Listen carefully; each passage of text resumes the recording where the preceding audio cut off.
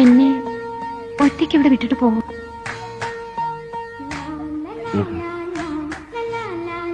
ഒന്നറിഞ്ഞേക്കുന്നു സാവിത്രിക്ക് ഇഷ്ടമായത്.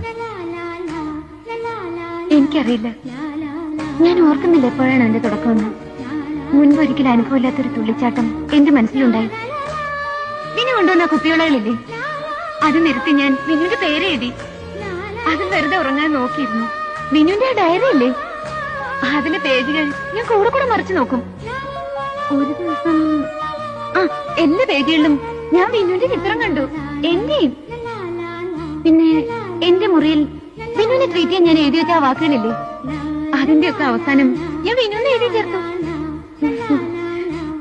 ഹോസ്പിറ്റലിൽ വിനു ഉള്ളപ്പോ സന്ധ്യ ആവരുതേ ഞാൻ പ്രാർത്ഥനയായിരുന്നു.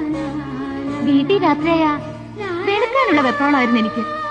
വിനുവിനറിയോ, ക്ലാസിന്റെ സൂചി തിരിച്ച് നേരപ്പെടുത്തി ഞാൻ നോക്കിയിട്ടുണ്ട്. ഞാൻ ആലോചിച്ചു, എന്താ എനിക്ക് ഇങ്ങനെയൊക്കെയെന്ന്. ഒന്നും